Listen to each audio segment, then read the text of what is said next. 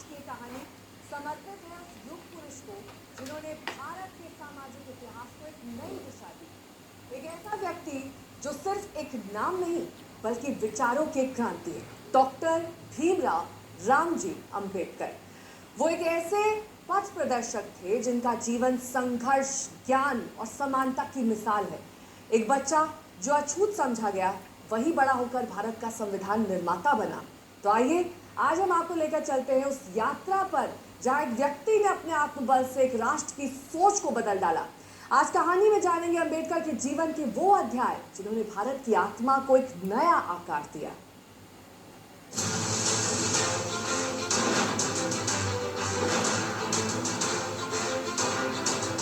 उन्होंने संविधान बनाया है।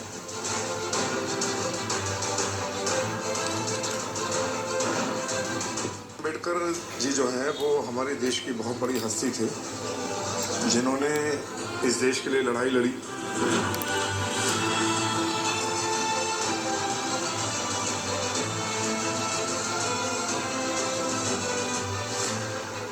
उनके जो सिद्धांतों पे हैं वो सिद्धांतवादी आदमी थे।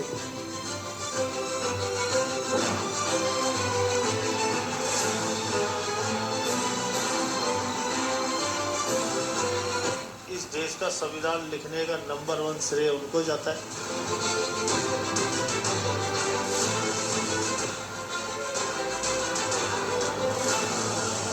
बाबा साहेब आंबेडकर एक सर्वश्रेष्ठ श्रेणी के इकॉनॉमिस्ट।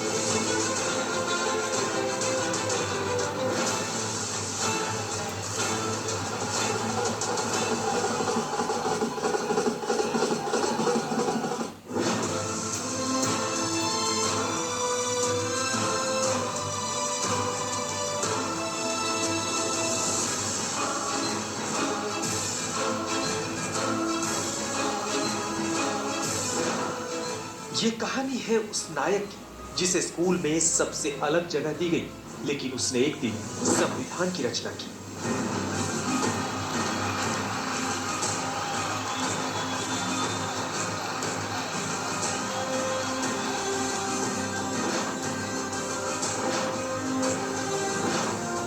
तो उनकी स्टेचू बनाई नहीं है, उन्होंने हिंदुस्तान के संविधान के लिए कुछ किया होगा तभी तो बनाया ना। अंबेडकर जी एक ऐसे पॉलिटिकल लीडर हैं जिन्होंने मॉर्निंग कॉलेज की स्थापना की। ऐसे हमारे देश के एक बहुत बड़े इंसान थे। ये कहानी है उस लड़के की जिसने सामाजिक भेदभाव सहा, लेकिन अपने ज्ञान से समाज की आत्मा को झकझोर दिया। जगत की कोई भी ताकत हमें बाबा साहब अम्बेडकर को सम्मान करने से नहीं रोक सकती है। बाबा साहब अम्बेडकर का जो विचार प्रणाली, जो उनकी विचार प्रणाली थी, जो उनको विचार विश्व था, विचार करने का जो उनका जो तरीका था, उसमें सबसे केंद्र बिंदु इस देश का गरीब आदमी था। तो दलित समाज के लिए और पिछड़े समाज के लिए उनका जो चिंतन था वो आज भी इस समाज में वैल्यूएबल है। सबको उनका आदर करना चाहिए। हम सबको डॉक्टर अंबेडकर के सिद्धांतों पर चलना चाहिए।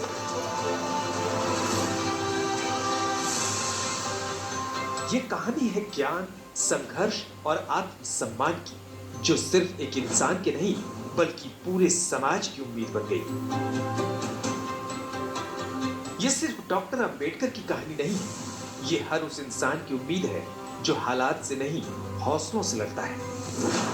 14 अप्रैल 1891 मध्य प्रदेश के महू में बाबा साहब अंबेडकर का जन्म हुआ।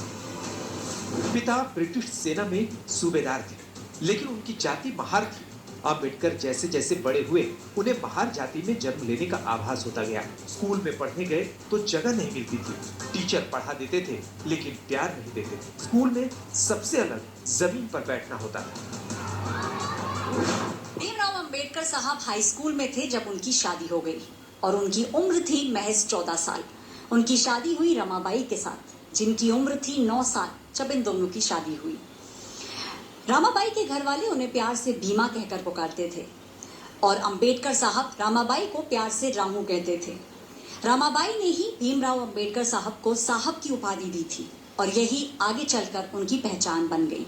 शादी के 1 साल बाद भीमराव अंबेडकर जी ने 10वीं कक्षा पास करी। उनके बाल्यकाल की बात है कि एक बार बैलगाड़ी से जा रहे थे किसी डेस्टिनेशन के ऊपर और बैलगाड़ी वाले को पता लग गया कि ये दलित, उसने उतार दिया। तो स्कूल में भी जैसे कि उनको पीछे बैठना पड़ता था, नल की टोटी कोई और खोलता था तब पानी पीते थे। तो उनके जीवन में खुद भी ऐसी तमाम घटनाएं घटी हुई हैं कि खुद बड़ा गहरा असर पड़ा। अब सोचिए, यही बच्चा एक दिन 3 देशों से 5 डिग्रियां हासिल करता है, बार एट लॉ बनता है, डॉक्टरेट करता है, संविधान लिखता है और इतिहास बनाता है।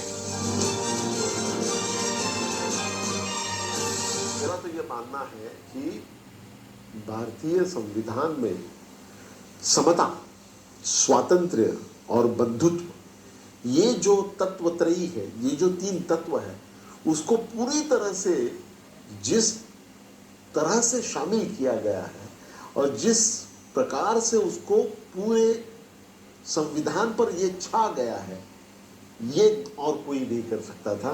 मेरा ये मानना है कि ये करने के लिए पूर्वाश्रम का अछूत ही जरूरी था, सामाजिक समता के लिए, सामाजिक न्याय के लिए और सामाजिक बंधुभाव के लिए। और ये काम जो डॉक्टर बाबा साहेब अम्बेडकर ने किया है, मेरे ख्याल से और कोई नहीं कर सकता था।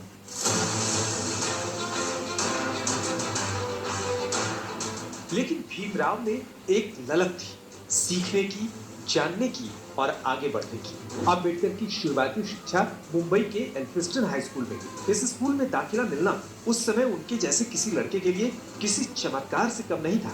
असल में अम्बेडकर का पारिवारिक नाम सकपाल था, जिनका परिवार रत्नागिरी के अम्बावाड़े गांव में रहता था, जिस कारण से उनका नाम अम्बावाड़ेकर लिखा जाने लगा।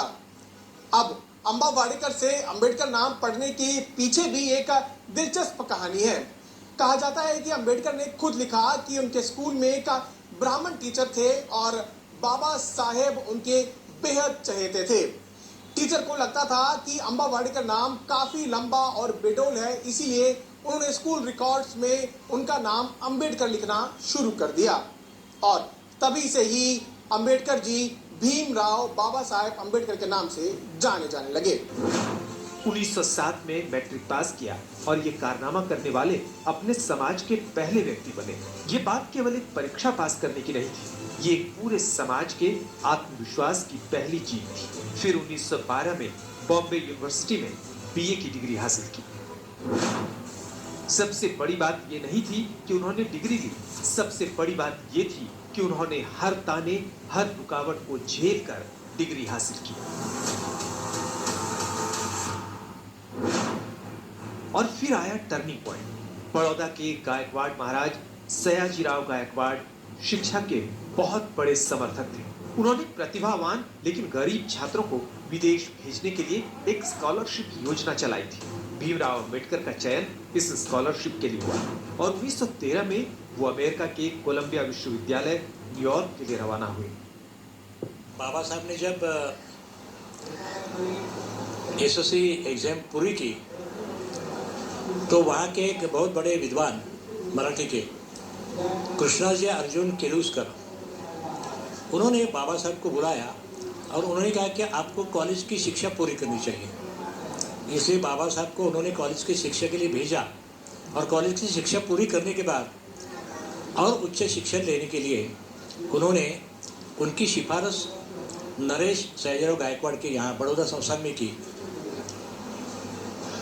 अभी बाबा साहब के चरित्र में दर्ज है कि नरेश सयाजीराव गायकवाड़ ने उन्हें बुलाया बड़ौदा में, उनकी मुलाकात हो गई और मुलाकात में ये बहुत खुश हो गए सयाजीराव और उन्होंने ये इम्प्रेशन दिया कि बाबा साहब अम्बेडकर एक बहुत होनहार लड़का है और उन्हें उच्च शिक्षण मिलना चाहिए।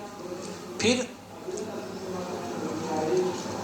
दर माह उनको कितना स्कॉलरशिप दे सकेंगे और अमेरिका में कोलंबिया यूनिवर्सिटी का शिक्षाओं कैसे पूरी कर सकेंगे, उसके बारे में उन्होंने कुछ गाइडलाइंस दी जो बड़ौदा संस्थान में। और उसके बाद बाबा साहब 1913 में कोलंबिया के उच्च शिक्षण के लिए वहाँ रवाना हुए। 1913 में अम्बेडकर न्यूयॉर्क पहुंचे, कोलंबिया यूनिवर्सिटी में दाखिला लिया। यहाँ उन्हें पहली बार वो सम्मान मिला जिसकी भारत में उन्हें कमी महसूस होती थी। उन्होंने एक के बाद एक डिग्रियां ली, 1915 में एमए, 1916 में एक और एमए और फिर पीएचडी की तैयारी। उनका रिसर्च टॉपिक था ब्रिटिश इंडिया में प्रोविजनल फाइनेंस का विकास। अर्थशास्त्र, राजनीति, दर्शन, हर विषय पर उनकी पकड़ गहरी होती चली गई। जैसे हमारे साथ सुविधा है, उस टाइम ऐसी सुविधा नहीं थी, फिर भी उन्होंने, आप अगर सब उनके जो राइटिंग देखोगे, जो लेटर करस्पॉन्डेंस देखोगे, तो पता चलेगा कि उनकी कितनी बड़ी ये था कि ऐसा लगता था कि उनको कि मैं सब कुछ मेरे समाज के लिए क्या क्या मैं कर पाता। और इसीलिए वो दादा साहब गायकवाड़ से लेके जितने भी उनके सहकारी हैं, उनके साथ उनका रैपोर्ट था। और वहाँ विदेश जाके खाली वो पढ़ाई नहीं किया, तो सामाजिक परिवर्तन का उन्होंने एक एजेंडा लाके भारत में आए। जैसे ही भारत में आए, उन्होंने न्यूज़पेपर का पहले ये किया है, जनता है, बहिष्कृत भारत है, मूक नायक है, पॉलिटिकल पार्टीज़ है, लेबर पार्टी है, उसके बाद रिपब्लिकन पार्टी है। फिर उन्होंने इंस्टीट्यूशन खोला है, पीपल्स एजुकेशन सोसाइटी किया, मिलिंद कॉलेज किया, वहाँ पे बॉम्बे में एजुकेशन इंस्टीट्यूट ये किया है। तो इस हिसाब से बाबा साहब ने जो विदेश जाके खाली अपना खुद के लिए उन्होंने एजुकेशन दिया नहीं, बल्कि समाज अपने तख्ते पे या अपने मजबूती पे खड़ा हो, इसीलिए बाबा साहब ने सब काम किया है। उसमें अलग अलग क्षेत्र में है। अब बारी थी लंदन में पढ़ाई की। 1916 में अंबेडकर ने लंदन स्कूल ऑफ इकोनॉमिक्स में एमएससी और डीएससी की पढ़ाई शुरू की, साथ ही बार एट लॉ की तैयारी भी। लेकिन किस्मत ने बीच में रोका। पैसों की कमी, स्कॉलरशिप की शर्तें, सब कुछ अंबेडकर के सामने एक बड़ी रुकावट बनकर सामने आ गई और स्थिति ऐसी बन गई कि उन्हें भारत लौटना पड़ा। पर अंबेडकर हार मानने वालों में नहीं थे। कुछ ही सालों बाद उन्होंने अपनी सेविंग्स से दोबारा लंदन का रुख किया। 1921 में एमएससी पूरी की, 1923 में डीएससी इकोनॉमिक्स की डिग्री ली और इसी दौरान बार एट लॉ भी बन गए। अब वो सिर्फ भारत नहीं, पूरी दुनिया के सबसे शिक्षित लोगों में से एक थे। अम्बेडकर अपने समय के सबसे शिक्षित व्यक्ति थे। आज़ादी के आंदोलन में किसी व्यक्ति के पास न वो डिग्री थी, न वो शिक्षा थी। आप जब भारतीय करेंसी को इवॉल्व करने की बात आती है, तो अंग्रेजी सरकार जिस एक व्यक्ति से सबसे ज़्यादा सलाहें लेती है, वो अम्बेडकर है। तो अम्बेडकर को आप इस रूप में देखिए कि वो उस समय के अर्थशास्त्र के और कानून के सबसे बड़े ज्ञाता थे, और निजी जीवन को उन्होंने सामाजिक जीवन के साथ जोड़कर एक रूप कर लिया, और इसीलिए ने बाबा साहब अम्बेडकर को बाबा साहब अम्बेडकर बनाया। निजी व्यक्ति के रूप में वो बहुत बड़े अर्थशास्त्री होते, भारत के वित्त मंत्री होते, या बहुत बड़े अगर वकील होते, तो शायद उनके योगदान को उस रूप में नहीं याद किया जाता। आज की तारीख में अगर ये हो पा रहा है, तो शायद इसलिए कि उन्होंने व्यक्ति को समाज के साथ जोड़ दिया और अपने हितों को समाज के हितों के साथ जोड़कर एक बहुत बड़ा सपना देखा। उस सपने को साकार करने के लिए पूरी इंटेंसिटी के साथ, पूरी शिद्दत के साथ जुटे। इसी बात ने अम्बेडकर को अम्बेडकर बनाया। एक ऐसा इंसान जिसने सामाजिक भेदभाव सहा, वो लंदन की बेंचों पर बैठकर कानून पढ़ रहा था। वो कोलंबिया की लाइब्रेरी में रातें बिता रहा था। क्यों? क्योंकि वो जानते हैं अगर कुछ जीवन की दिशा को बदल सकता है तो वो है शिक्षा, और सिर्फ खुद के लिए नहीं, पूरे समाज के लिए। शिक्षा वो शस्त्र है जिससे आप अपना भाग्य बदल सकते हैं। डॉक्टर अंबेडकर की डिग्रियां सिर्फ सर्टिफिकेट नहीं थी, वो जवाब थी उनके लिए जो सदियों से कहते आए थे तुम नहीं पढ़ सकते। लेकिन उन्होंने न सिर्फ खुद पढ़ाई की, बल्कि लाखों लोगों के लिए वो शिक्षा की मशाल बन गए। अंबेडकर ने कई शैक्षणिक संस्थान स्थापित की, जैसे सिद्धार्थ कॉलेज, मिलिंद कॉलेज, और हजारों छात्रों को छात्रवृत्तियां दिलाई। 1945 में पीपल्स एजुकेशन सोसाइटी फॉर्म की। पीपल्स एजुकेशन सोसाइटी एक बहुत भारी पुरानी और एक अच्छी सशक्त एजुकेशन सोसाइटी रही बम्बई में। अंबेडकर जी एक ऐसे पॉलिटिकल लीडर है जिन्होंने मॉर्निंग कॉलेज की स्थापना की, क्योंकि लोग मॉर्निंग जिनकी आर्थिक परिस्थिति अच्छी नहीं है, उन लोगों बच्चों को नौकरी भी करने लगते हैं और वो स्टडी भी करेंगे, तो अर्न एंड लर्न, इस वास्ते अंबेडकर जी ने इस देश का पहला मॉर्निंग कॉलेज उन्होंने शुरू किया 1946 में, Siddharth college of commerce, arts and science. Doctor Ambedkar ने कभी भी शिक्षा को केवल व्यक्तिगत सफलता तक सीमित नहीं रखा। उनके लिए शिक्षा एक हथियार थी जो सामाजिक बेड़ियों को तोड़ने का काम करती थी।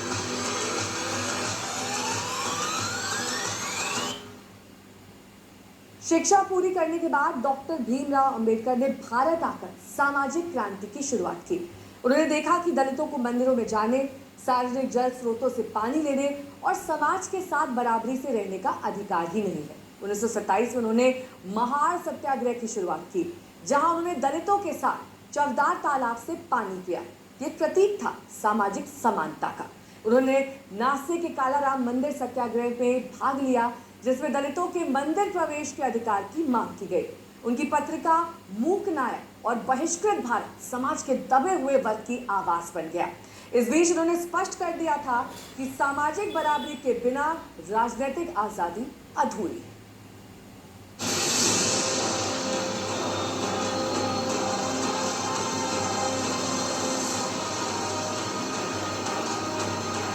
अंबेडकर विदेशों से पढ़ाई करके 1925 में वापस भारत आ चुके थे। विदेशों से अंबेडकर की कोई सामान्य वापसी नहीं थी, ये थी उस विचार की वापसी जो अब केवल छात्र नहीं था बल्कि एक मिशन लेकर लौटा था। भीमराव अंबेडकर ने भारत लौटकर समाज के सबसे पीड़ित तबके को आवाज, अधिकार और आत्मसम्मान देना शुरू किया।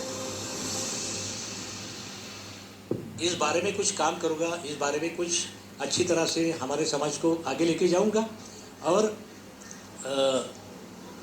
उनके मन में था इस जाति का अंत कैसे होना चाहिए, और वो कुछ सपने लेके, कुछ नए विचार लेके और ज्ञान संपन्न होने के बाद बाबा साहब, आपको मालूम है कि 1916-17 में भारत में वापस आए, मुंबई में वापस आए, और फिर उनकी आगे की उनकी परिक्रमा शुरू हो गई। जो परिक्रमा एक तरफ से ज्ञान की थी, दूसरी तरफ समाज प्रबोधन की थी, और तीसरी तरफ भारत में क्रांति लाने की थी।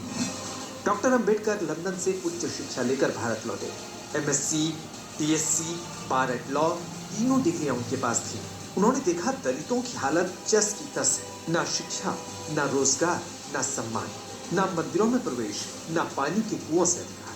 और यहीं से अंबेडकर का मिशन भारत शुरू होता है। अब उनकी कलम समाज को झकझोरने वाली थी।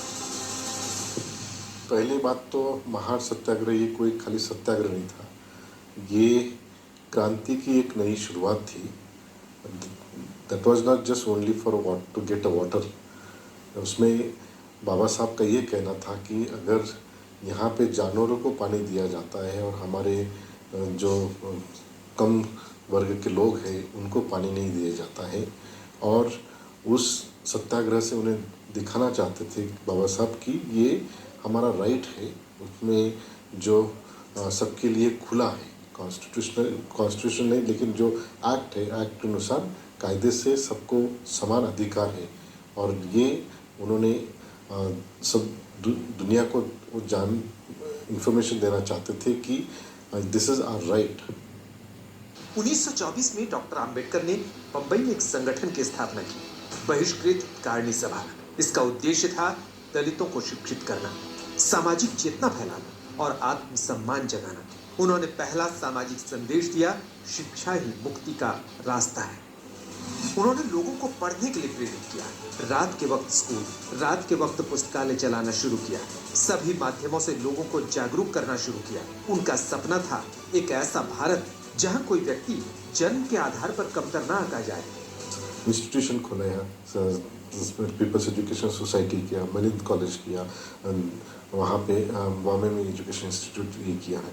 तो इस हिसाब से बाबा साहब ने जो विदेश जाके खाली अपना खुद के लिए उन्होंने एजुकेशन दिया नहीं, बल्कि समाज अपने तख्ते पे या अपने मजबूती पे खड़ा हो, इसीलिए बाबा साहब ने सब काम किया है। उसमें अलग अलग क्षेत्र में है, और सबसे अच्छा तो ये एजुकेशन का फील्ड है। पीपल्स एजुकेशन सोसाइटी की जो स्थापना की है वो केवल महाराष्ट्र में नहीं, उनका कर्नाटक में भी ब्रांच है, बिहार में भी उनका ब्रांच है, और हर जगह उनका जगह शिक्षा एक ही अंतिम ध्येय है जिससे समाज परिवर्तन हो सकता है। और इसीलिए उन्होंने बाबा साहब ने ये सब कुछ काम आपको उन्होंने अपने 65 ईयर्स की जो लाइफ है उसमें दिन रात वो एजुकेशन इज एजुकेशन, शिक्षा संगठित व संघर्ष कर, this is Marathi, but organise, educate and fight, this is a slogan he gave it to the community. सामाजिक क्रांति का पहला ऐतिहासिक पड़ाव आया महाड़ सत्याग्रह। महाड़ महाराष्ट्र के रायगढ़ में, और वहां एक सार्वजनिक तालाब था, चावतार तालाब। लेकिन दलितों को इस तालाब से पानी पीने की इजाजत नहीं थी। 25 मार्च 1927 को अंबेडकर ने हजारों लोगों के साथ वहां मार्च किया और तालाब का पानी पिया। ये प्रतीक था समानता का पहला कदम। इस घटना ने व्यवस्था को हिलाकर रख दिया था। डॉक्टर अंबेडकर ने इस मौके पर कहा, हमें इंसानों जैसा व्यवहार चाहिए, टुकड़ों पर पलना नहीं। 1927 से 1935 तक मंदिरों में प्रवेश को लेकर भी आंदोलन जोर पकड़ता जा रहा था। आजादी की मांग के साथ दलितों की आवाज भी गूंज रही थी और ऐसे माहौल में बिखरे हुए दलितों को साथ मिला अंबेडकर का। और फिर अंबेडकर ने मंदिर प्रवेश आंदोलनों का नेतृत्व किया। एक तरफ अंबेडकर आंदोलन को लीड कर रहे थे और उसी वक्त 1935 में 29 सालों के बाद रमाबाई की लंबी बीमारी के बाद मौत हो गई। रमाबाई को महाराष्ट्र में ही नहीं पूरे देश में आंदोलन में शामिल लोग मातोश्री कहकर संबोधित करते थे। अंबेडकर के हर आंदोलन में रमाबाई मजबूती के साथ खड़ी रहती थी। रमाबाई और अंबेडकर के 5 बच्चे हुए, एक बेटी इंदु, 4 बेटे यशवंत, गंगाधर, रमेश और राजरतन, लेकिन मात्र यशवंत अंबेडकर ही जीवित रहे। पत्नी की मौत के बाद अंबेडकर ने फिर से मोर्चा संभाल लिया। उन्होंने धार्मिक भेदभाव को सामाजिक गुलामी बताया। 1930 में कालाराम मंदिर आंदोलन में उन्होंने ऐतिहासिक मोर्चा निकाला। दलितों ने पहली बार नासिक के इस मंदिर में प्रवेश किया था।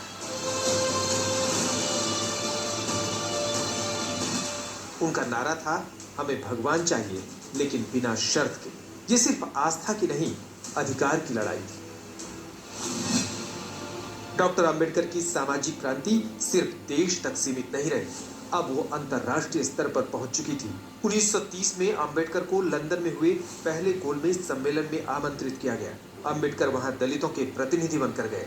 उन्होंने ब्रिटिश सरकार के सामने कहा, हम हिंदू नहीं हैं क्योंकि हमें हिंदू धर्म में मानवाधिकार नहीं दिए जाते। उन्होंने दलितों के लिए अलग निर्वाचन की मांग की। ये वो वक्त था जब उन्हें महात्मा गांधी से वैचारिक टकराव हुआ, जिसकी वजह से महात्मा गांधी के साथ 1932 में पूना समझौता हुआ। क्यों ना हो, और बाकी सीटों पे भी हरिजन को उसी तरह से खड़े रहने का अधिकार होगा जैसे कि किसी भी हिंदुस्तानी को। मुझे सोचने के लिए थोड़ा वक्त चाहिए होगा। अंबेडकर समझ चुके थे कि सिर्फ सामाजिक आंदोलन से मुक्ति नहीं मिलेगी जब तक मानसिक और धार्मिक बंधन न तोड़े जाएं। 1935 में उन्होंने ऐलान किया कि हिंदू धर्म में पैदा जरूर हुआ हूं, लेकिन हिंदू होकर मरूंगा नहीं। इसने पूरे देश को चौंका दिया। ये सिर्फ धर्म परिवर्तन नहीं था, ये क्रांति की अंतिम परिणति थी। उन्होंने उस समाज को झकझोरा जो जन्म से श्रेष्ठता के भ्रम में जी रहा था। डॉक्टर अंबेडकर ने मूक नायक, बहिष्कृत भारत, जनता जैसे समाचार पत्र निकाले। इन पत्रों में उन्होंने जातिवाद, धार्मिक पाखंड और सामाजिक अन्याय पर खुलकर लिखा। उन्होंने हर मंच से दलित समाज से एक ही बात कही, पहले पढ़ो, फिर सोचो और तब संघर्ष करो। अंबेडकर को विश्वास था कि शब्दों की ताकत तलवार से बड़ी होती। सामाजिक क्रांति के साथ साथ अब अंबेडकर राजनीतिक शक्ति की जरूरत समझने लगे थे। 1942 में उन्हें वायसराय की कार्यकारी परिषद में श्रम मंत्री बनाया गया। इस दौरान उन्होंने कई नीतियां बनाई, जैसे 8 घंटे काम का नियम, मातृत्व अवकाश और कर्मचारियों की बीमा योजनाएं। यानी अब वो सिर्फ दलित समाज के नहीं बल्कि हर शोषित वर्ग के नेता बन चुके थे। 1947 में जब देश आजाद हुआ तो संविधान बनाने की बारी आई और सबको अंबेडकर की याद आई। अंबेडकर को संविधान बनाने की जिम्मेदारी तो मिली, लेकिन उसके साथ साथ स्वास्थ्य की जटिलताएं भी उभरने लगी। उनको नींद नहीं आती थी, पैरों में उनके न्यूरोपैथिक दर्द रहता था और उस वक्त उनका इलाज डॉक्टर सविता ने किया। दोनों के बीच नजदीकियां कुछ इस कदर बढ़ी कि अंबेडकर ने उनसे विवाह का प्रस्ताव रख दिया और 1948 में दोनों की शादी हो गई। 6 दिसंबर 1956 को अंबेडकर का निधन हो गया। आखिरी दम तक सविता अंबेडकर साथ साथ रही। वक्त एक ब्रेक का हौसला। ब्रेक के बाद आपको दिखाएंगे संविधान बनने की कहानी। आप बने रहिए हमारे साथ, देखते रहिए आज तक। प्रेजेंटेड बाय पतंजलि गाय का घी, माँ का भरोसा प्यार से परोसा। तो एक नई व्यवस्था की जरूरत थी और उस व्यवस्था का खाका तैयार किया डॉक्टर भीमराव अंबेडकर ने। संविधान सभा के प्रारूप समिति के अध्यक्ष के रूप में उन्होंने ऐसा संविधान रचा जिसमें सभी को बराबरी, स्वतंत्रता और न्याय की गारंटी दी गई। उन्होंने सिर्फ कानून नहीं लिखा बल्कि एक ऐसा दस्तावेज तैयार किया जो आज भी हमारा मार्गदर्शन करता है।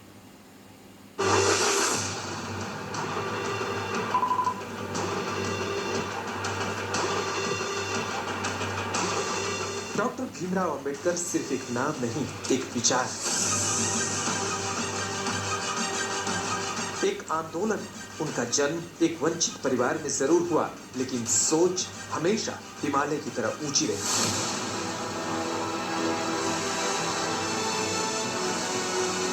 विषमताओं के बीच जन्मे अंबेडकर एक दिन भारत का संविधान निर्माता बनेंगे। ये कोई चमत्कार नहीं था, ये परिवर्तन का प्रत्यक्ष प्रमाण था।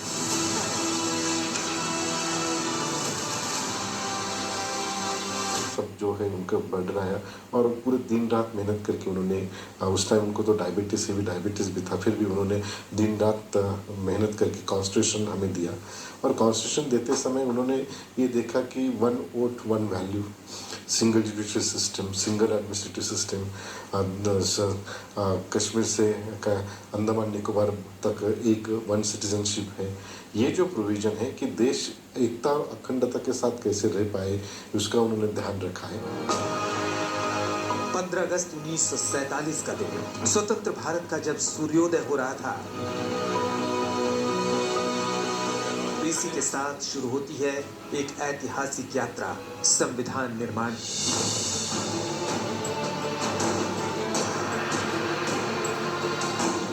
संविधान सभा की ड्राफ्टिंग कमेटी के अध्यक्ष बनाए गए डॉक्टर अंबेडकर।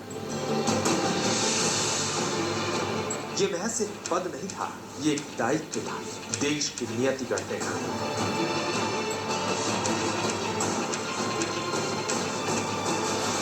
पहले संविधान सभा में, जिनको हम कॉन्स्टिट्यूएंट असेंबली बोलते हैं, वो कॉन्स्टिट्यूएंट असेंबली में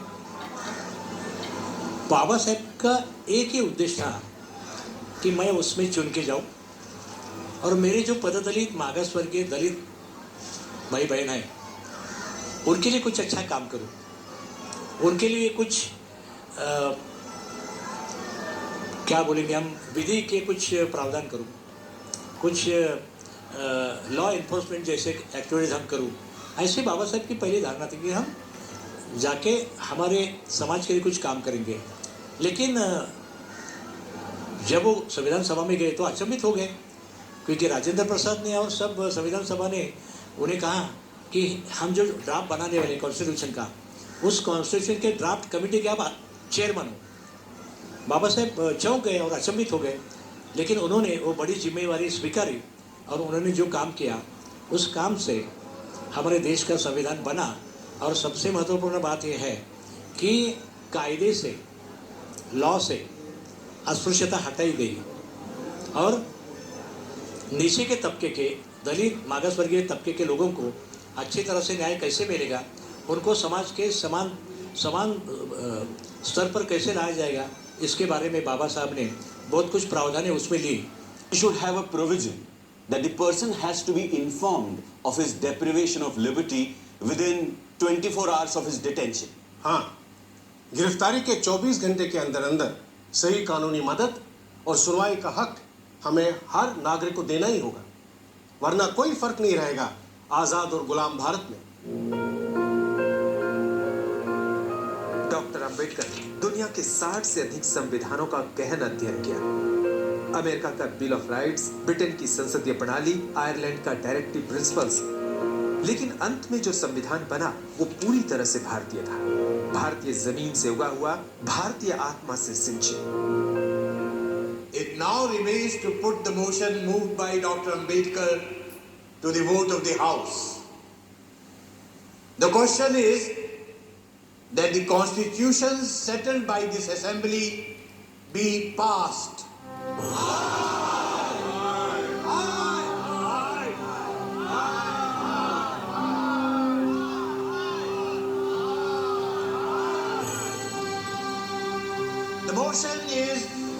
justice.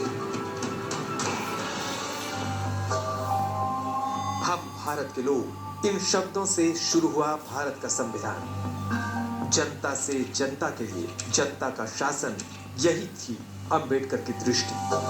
लोकतंत्र को जन जन तक पहुंचाना। गुलामों से भी बदतर व्यवहार और अत्याचार हमारे गांव में हरिजनों और दूसरे गरीब लोगों पर होते हैं जब उनसे बेगार करवाया जाता है। बंधुआ मजदूरी के लिए कोई जगह नहीं होनी चाहिए हमारे भारत के खेत खलिहानों में। मुंशी जी, सिर्फ खेत खलिहानों में ही नहीं, न कारखानों में, न खानों खदानों में गुलामी का नामो निशान मिटाना ही होगा। अंबेडकर ने सुनिश्चित किया कि संविधान में हर वर्ग की आवाज हो। दलित, आदिवासी, महिलाएं, किसान, मजदूर, कोई पीछे ना रह जाए।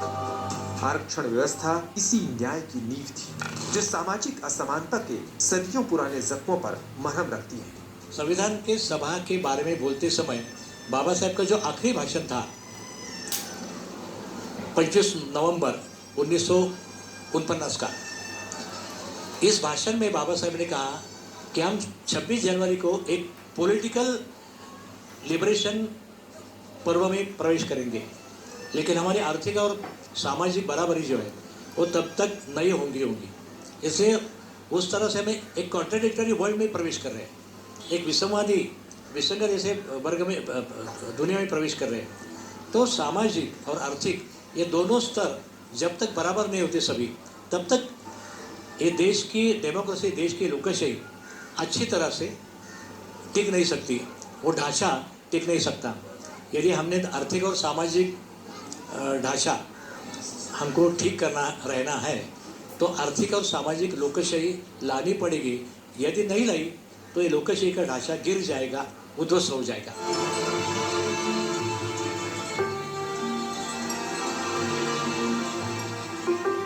संविधान में उन्होंने जो अधिकार दिए वो सिर्फ कानूनी प्रावधान नहीं थे, वो एक नई चेतना, नई आजादी का शंखनाद था।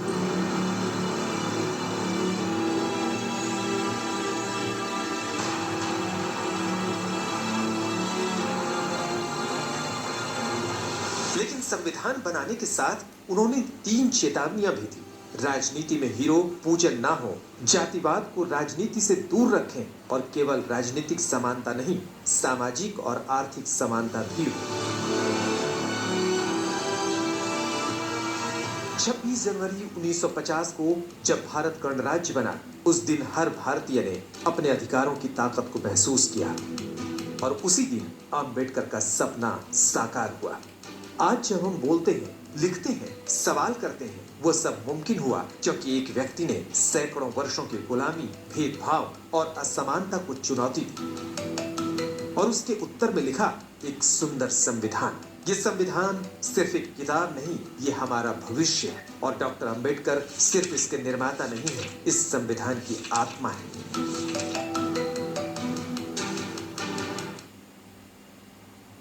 अपने जीवन के अंतिम वर्षों में अंबेडकर ने बौद्ध धर्म की राह चुनी। उन्होंने महसूस किया कि अगर सामाजिक समानता चाहिए तो मानसिक और आध्यात्मिक मुक्ति भी जरूरी है। 1956 में लाखों अनुयायियों के साथ उन्होंने बौद्ध धर्म ग्रहण किया। ये सिर्फ एक धार्मिक परिवर्तन नहीं था, बल्कि एक सामाजिक क्रांति थी। डॉक्टर अंबेडकर ने जो बीज बोया था वो आज दलित चेतना, मानवाधिकार और समाज सुधार के रूप में एक विशाल वृक्ष बन चुका है। उनकी सोच आज भी जीवित है, हमारे संविधान में, हमारे आंदोलनों में और हर उस व्यक्ति में जो अन्याय के खिलाफ आवाज उठाता है। 14 अक्टूबर 1956 की ये तस्वीर है। नागपुर के दीक्षा भूमि में भीमराव अंबेडकर के लिए एक ऐतिहासिक दिन था और वहां उपस्थित लोगों के लिए ऐतिहासिक पल। लाखों लोग सांसें थामे देख रहे थे एक व्यक्ति को जो न सिर्फ अपना धर्म बदल रहा था, बल्कि भारत के सामाजिक इतिहास में एक नया युग आरंभ कर रहा था। डॉक्टर भीमराव रामजी अंबेडकर ने खुद को बुद्ध और धम्म के चरणों में समर्पित कर दिया था। लेकिन सवाल है क्यों? आखिर क्यों अंबेडकर ने हिंदू धर्म को त्याग कर बौद्ध धर्म को अपनाया? अपनी आत्मकथा में बाबा साहिब ने कहा कि इस अन्याय की जड़ें धर्मशास्त्रों में 50 साल की उम्र तक डॉक्टर अंबेडकर हिंदू धर्म के भीतर सुधार की कोशिशें करते रहे। पहाड़ सत्याग्रह से लेकर मंदिर प्रवेश आंदोलन तो छुआछूत के खिलाफ कानूनी लड़ाई लड़ने की कोशिश। लेकिन डॉक्टर अंबेडकर खुद कह रहे थे कि इन तमाम सुधारों को ब्राह्मणवादी व्यवस्था ने अस्वीकार किया। अंततः बाबा साहेब ने ये कह दिया कि वो हिंदू रहते हुए नहीं मरेंगे। ये महज एक बयान नहीं था, बल्कि एक ऐतिहासिक प्रतिरोध था। बाबा साहब ने घटना समिति में भाषण करते वक्त भी बताया था, और उनके जो मन में उनका अध्ययन जो चल रहा था, मैं एक रेफरेंस देना चाहता हूँ। 1954 में 1954 में बाबा साहब का एक बहुत बड़ा सत्कार समारोह मुंबई में हुआ था, और उस वक्त बाबा साहब ने कहा था 1954 में कि मेरे 3 गुरु हैं, मेरे जीवन में 3 गुरु हैं। पहले गौतम बुद्ध, दूसरे महात्मा कबीर, और तीसरे महात्मा फुले। तो बुद्ध के बारे में उनका चिंतन बहुत बार चल रहा था, बहुत बरस चल रहा था, और इसलिए और समता, सहिष्णुता, बंधुता, ये जो सब उसमें प्राकंडिक सब जो मूल्य और तत्व है, वो सब मूल्य और तत्व बुद्ध धर्म में है। ऐसे उनकी अभ्यास करने के बाद उनकी धारणा हो गई, और इसलिए उन्होंने बुद्ध धर्म का स्वीकार किया। जब अंबेडकर ने धर्म परिवर्तन का निर्णय लिया तो उन्होंने कई धर्मों का गहन अध्ययन किया। इस्लाम, ईसाई धर्म, सिख धर्म, सभी के सिद्धांतों, सामाजिक ढांचे और इतिहास का मूल्यांकन किया। लेकिन अंत में उनका मन बुद्ध के धम्म में स्थिर हुआ। बौद्ध धर्म ने उन्हें एक ऐसी राह दिखाई जहां न जाति थी, न ब्राह्मणवाद, न छुआछूत। यहाँ बुद्ध ने कहा था, अप दीपो भव, स्वयं अपना दीपक बनो। यही विचार था डॉक्टर अंबेडकर के आत्मसम्मान और मानवता के लिए उपयुक्त। 56 पूरा उन्होंने डिटेल स्टडी किया कि क्या क्या चेंजेस हो सकता है। उन्होंने बहुत सारे चेंजेस किए, ही ट्राइड लॉट, लेकिन फिर भी उनको ऐसा नहीं लगा कि हम हिंदू धर्म में सेफ रहे, ये करेंगे, या उनको ये जो अपर कास्ट पीपल उनको राइट्स देंगे। तो फिर बाद में उन्होंने बोला कि ऐसा कौन सा धर्म है। उनको मुस्लिम रिलीजन के गुरु मिले, जो सिख इनके गुरु मिले, लेकिन फिर भी बाबा साहब ने बोला कि नहीं, मैं ना मुस्लिम बनूंगा ना सिख बनूंगा, मैं उसी धर्म को लूँगा जिससे लोग डेमोक्रेसी हो, जिससे फ्रैटर्निटी हो, बंधुता हो, जिससे लोकशाही हो, ऐसे धर्म चुना। फिर लास्ट में उन्होंने 14 अक्टूबर 1956 में बौद्ध धर्म का उन्होंने इम्ब्रेस किया। अंबेडकर के लिए धर्म परिवर्तन केवल आस्था का नहीं, आत्मसम्मान का आंदोलन था। इससे वंचित वर्गों को एक नई पहचान मिली, एक ऐसी पहचान जिसमें डर नहीं था, भेदभाव नहीं था। बौद्ध धर्म उनके लिए मोक्ष का मार्ग नहीं, सामाजिक क्रांति का मार्ग बना। अंबेडकर ने इसे नव्यान, नया बौद्ध धर्म कहा, जो सामाजिक न्याय पर आधारित था। धम्म दीक्षा के कुछ ही दिनों बाद 6 दिसंबर 1956 को बाबा साहेब ने अंतिम सांस ली। लेकिन उनके विचार, उनका मार्ग आज भी जीवित है।